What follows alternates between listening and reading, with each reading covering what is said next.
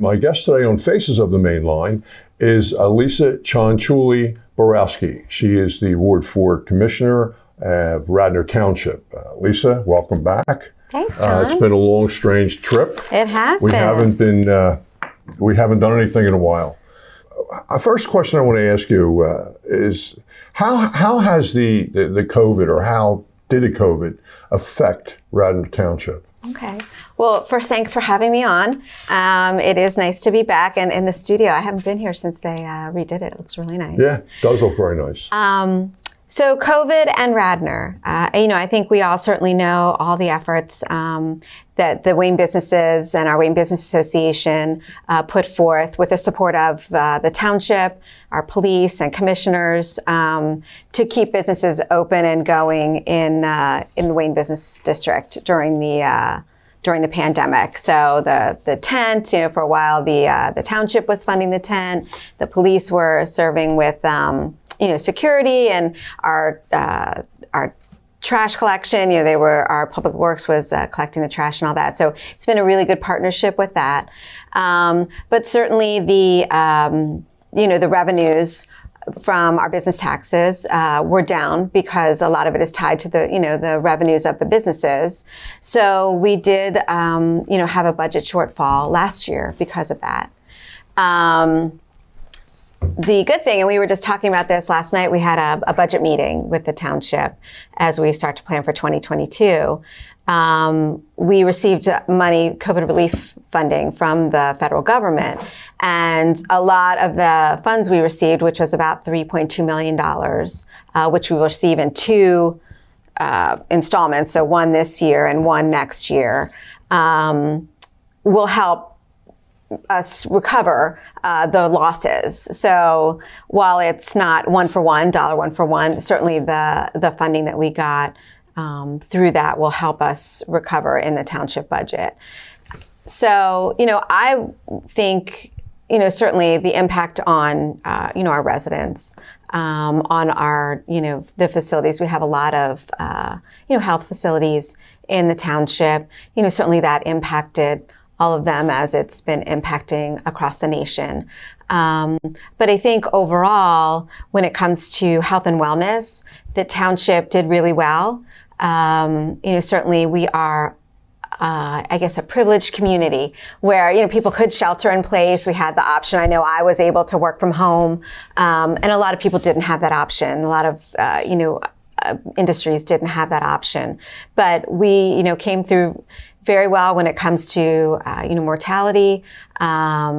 And I also credit our Office of Emergency Management, which we activated. So that's a combination of the police and our health inspector, as well as our township staff, really coming together to work together and focus on all of the things we needed to do to keep people safe, and interpreting, all of the many recommendations coming from the federal government and the state government, working with, the Delaware County doesn't have a health department. They're in the process of putting one together, which is exciting, but working with Chester County through their health department. So I really credit our staff, our police, our public works guys who, they worked through everything. They didn't miss a beat, right?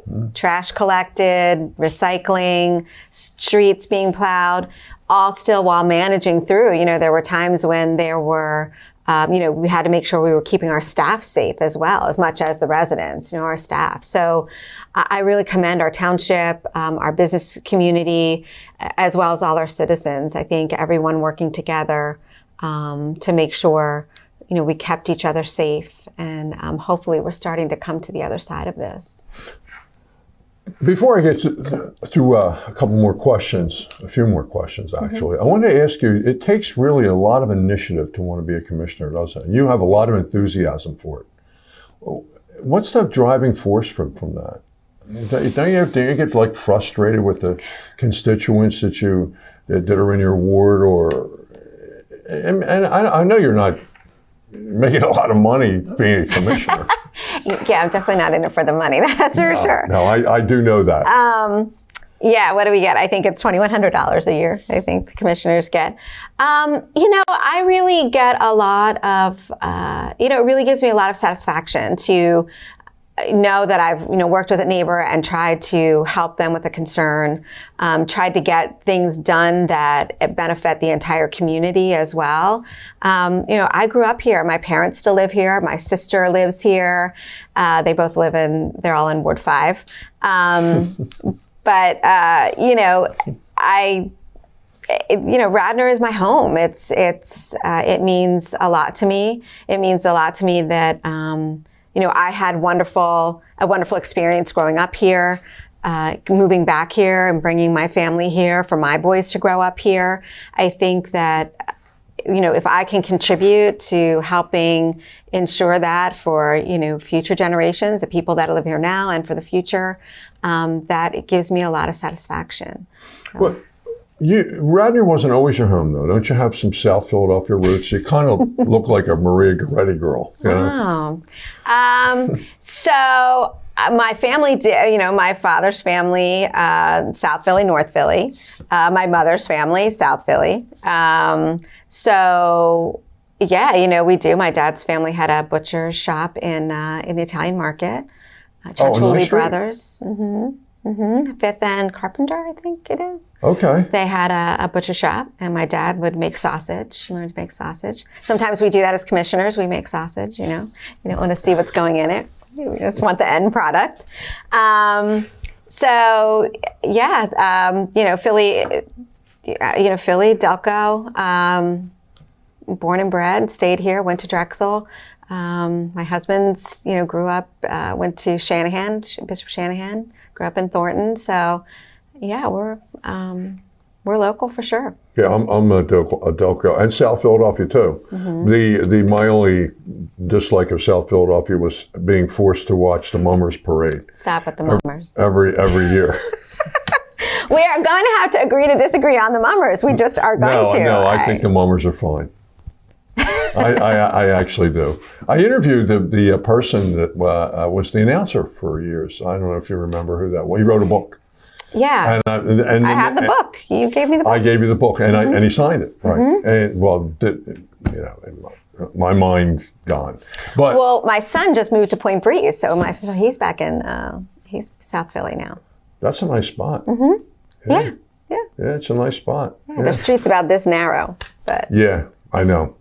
All right, so now I think I have to ask you some serious Radnor questions. Okay. It seems to be, and you do a wonderful newsletter. I really like your newsletter. Thank you. Even though I'm in Ward 3. We're the orphans of Radnor Township, Ward 3. Anyway, but you did offer to help me with any issues that we have, and you send me your newsletter, and I think it's terrific, and I think it's a great job what you do for your constituents. But it seems to be what I read a lot of, and I watched the on Monday night with the commissioners meeting, stormwater. Mm-hmm. Can you fill me in? Tell me something about it. Yeah, across the township, it's definitely an issue. We live in a community that's full of streams and creeks and development, and then there's rainfall, and as we all know, we're certainly getting more and more. The 100-year storms seem to be coming a lot more frequently, and those are not good combinations. So we have a very high water table right now. I have residents who call and say, "Oh my gosh, my water line is broken." Well, no, it's not. It's a spring. It's a natural spring, and because the water table is so high, all of a sudden there's water. Their lawn is become a swamp. So it's it's definitely, stormwater is definitely a challenge. We have some significant areas of concern when it comes to even not necessarily a 100-year storm, but maybe a 10-year storm. And we are working to address that. We just voted not too long ago, so Ward 3, there's going to be a stormwater project. We finally figured out a way to connect with a system that was installed under the middle school field when it was built. So now that's got to be at least 10 years ago, maybe more. We are going to be able to connect up. So we're going to do a project in the parking lot, that municipal parking lot right by the library. Sure. put a basin in there and run it underneath the street. We were able to figure out a way to run it under South Wayne and connect up with the stormwater mitigation system that's under the field, and hopefully address the flooding that happens, the intersection of Runnymede and South Wayne. Mm-hmm. I mean, I've been there. I've had my car parked there in front of the school district administration building and had to roll up the pant legs and run out and grab my car and move it because the water was coming up so fast. I know teachers have lost cars in flooding over there. It hinders the buses. It hinders the activity of our fire department being able to get out in emergencies like that when that area floods. So the hope is that project will help to mitigate that flooding. So that is a Ward 3 project. I know we're also starting to look at projects for the area of Midland Avenue. Midland floods, and what happens is it floods and the sewer floods with it. So because the sewers over there are so old, they get a lot of stormwater in them, which hurts us also on the sewer side, but that's a whole nother story. So we're looking at, a project over there that could help solve the issues with the sewers as well as the stormwater. At least address it. Are we going to be able to solve everything? No. Are we going to be able to prevent all flooding? No, especially not now with the way, we get these rainstorms, but we are working on that. We have the funding in place, or are going to be putting the funding in place, and using the stormwater fund to pay the interest on the loans that we'll take out to make these projects happen, which is what the original intent of that stormwater fund was. And we'll fund smaller projects out of that because it really only generates about $1 million a year. Fund smaller projects out of that, and then use the money to do larger projects by borrowing. Okay, I'm not an environmental engineer. So when where does the water go then? Is it just stored in basins, or is it just disseminated back into the soil? So a little bit of both, depending on what the system is. A lot of times with the basin, so it's hold it and let it release out slowly. You get the flooding when the water's just running and rushing, like crazy. So the idea is to capture and retain it and then release it back out slowly. And most of it drains into the creeks and the streams. This is a lot of our, residents who have to do stormwater mitigation. This is what they do. So that is I think like the main way of doing it. I know there's all kinds of, fancy systems. We approved one for a resident who lives on Little Darby Creek, where it comes in and it actually cools the water before it releases back into the stream. Because when you put like hot water, so if water comes and it hits the pavement that's hot, and runs right into the streams, that warm water can be damaging to the creeks, so environmentally damaging to the creeks. So there's a lot of ways that they're doing it, but that's kind of one of the main ways. We have the big retention basin up at the North Wayne Field that we continue to manage. So that's one of the main ways they do it. Let me ask you also then about another issue that I read from your newsletter is parks and recreation. Mm-hmm. Can you speak on that? We are so fortunate here in Radnor. We have so many fantastic parks, right? I don't think there's a single ward in our township that doesn't have at least one park. Most have multiple. So, as well as our trails, our trail system. But over the years, we have done a really good job of acquiring and creating these opportunities, parks, trails, all that, which are fantastic, and it will contribute to the quality of life we have here in Radnor. But we need to, I think, get back to a focus on providing the resources to manage them and maintain them. So we have fantastic staff. Our public works staff is amazing. The same guys that are out collecting and recycling, usually in the morning, are then a lot of times the same guys that are out mowing the lawns in the parks and the fields and keeping the baseball fields, maintained and all of that. So, I think staffing is always an issue, We are doing everything that we can to manage the areas that are most in use, the playgrounds, the ball fields, the open spaces of those parks. But what's happening on the periphery is we're seeing encroachment of invasives into kind of the wooded areas that are around, as well as a loss of our tree canopy in that area because we don't have the funding to properly maintain. You get vines growing up trees. I mean, that's not good, right? So we need to be able to do that also as well. So one of the things that I'm hoping, and I think we'll be discussing this in our budget on October 27th, is how we better manage the tree canopy and the other open spaces that we have. It's all great to have it, but if people go to use it and it's not maintained,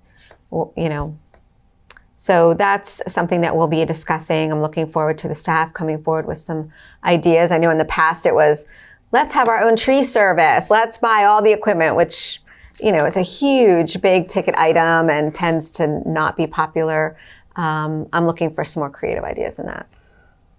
Yeah, I think you're closer to the ground than I am on that, and I don't know if having all that's really expensive to start buying. And the staff, especially trained staff, it's not like, yes, you could put me in a bucket truck and I'm going to go cut down a tree, and get electrocuted. Yeah, exactly. I would. That's what happened to me. Yeah, that would happen to me, or I'd cause a fire, or who knows? Yeah, start. Yeah, exactly. You mentioned something, and I wanted to go back on it. You mentioned the trail system. Mm-hmm. Is there any plans now? Maybe not. Maybe they're gone away.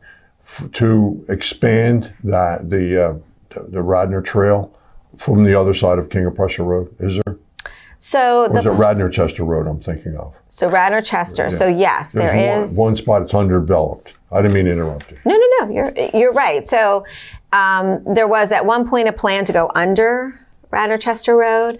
I think that proved to be an expensive proposition. And again, we work with a group this is part of the Rails to Trails program. The ultimate goal with the Ratner Trail, it is a piece of a much larger project that will ultimately take the trail down through Haverford Township to the Hines Preserve. So people eventually, and I forget where it goes from the other end, but eventually would maybe be able to get on at Brookside and go all the way down to the Hines Preserve and come back. That is part of a larger project. That is not a Radnor Township project necessarily, but when these trails come through the municipalities have to support and certainly, maintain. I mean, it does become our responsibility. We just approved partnering with, and I'm forgetting the name of the group, to receive a Delaware County Greenways grant to continue on with the other side under Radnor, not under, but I think it's going to go over now, Radnor Chester Road, and continue it down to the Blue Route. The ultimate plan, I think, for them is to go over the Blue Route so that it will go down. That's probably years in the making, but they're doing it, stage by stage. So that is in the works. Where would they pick that up, like at Sproul and Lancaster? Is that where it would start or end, or somewhere near there? You mean how would it go over the Blue Route? No, well, they'd have to build a bridge. Oh yeah, I think that's the thought, that there'd be a bridge that goes across. It's not like a rope bridge or anything. One of those swinging bridges. Oh, that sounds a little scary, like an Indiana Jones movie. Yeah, that. So, I think, and I don't think this is Ward. I think this is probably Ward 5. The little trail that they built around the high school. The Tap Trail. Yeah, that's pretty nice. Mm-hmm. Yeah. So what is? Who did that? Radnor or? So it's a PennDOT project, and part of PennDOT's, and I forget what TAP stands for. It's like Transportation Access something. I forget what it stands for. Yeah, I should know that too. Yeah. So PennDOT did that, but as with these trails, the municipalities have to buy in. So we were able to, and I think this was money that was I think approved by prior boards, the funding for this, get that trail around. So it extends the Ratner Trail, kind of goes across Lancaster, around the high school. Then it becomes a share the road trail. So up here on West Wayne Avenue, it's share the road. You'll see the bikes are painted there. It goes South Wayne Avenue or South Ithan Avenue down to Bryn Mawr Avenue. It's a share the road trail. So bikes and cars. And that's why the bikes are painted on the I think it's a good idea, by the way. Yeah. To share the road. But unfortunately, I see, especially on Sunday, on Conestoga Road, I'll see a lot of cyclists. And I think that they think it's a share of the road, but it's not. But I respect them, but I've seen people, whip around them. And I think people drive too fast anyway, but this is your show, not mine. So we can talk about that. I have a lot of residents that think the same thing. So that they think that motorists drive too fast on our residential streets. Yes, absolutely. I couldn't agree with you more. Well, you're talking to someone who lives on Goshen Road, so I'm with you on that. Oh yeah, I think that, and I blame the car commercials. I think the commercials are, especially BMW. Oh, they drive along like it's nothing. You whip around trees and through snow. People don't listen. I'm not going to go on. What's do the commissioners have a relationship with the school board? Are they any way connected? So I've always been curious about that. So I wouldn't say that we're connected. Like we don't have commingled funds or anything like that. When I was president, I really worked hard to. I will say that I think there was an. There was definitely a rub between the township and the school district. There have been some things that happened in the past, I think, that created maybe not the best relationship. When I was president, I worked really hard to try to make that better, to try to be more proactive with the school district in letting them know of plans. And we worked with them really well with the TAP Trail. So that's an excellent example of a great partnership with them. They had to provide us with easements in order to put the trail in. There were things that we did as a township to, reciprocate on our end for the privilege of utilizing their land. There's a ton of trees that are going in over there to compensate for the trees that did have to be taken down. And actually, if anyone's listening and interested in knowing, that plan is they're supposed to start planting again in mid-October. I just talked with Steve Norsini about that the other day. They had to stop in May because if you put the trees in the summer, they'll die over the summer. So the planting will start in mid-October.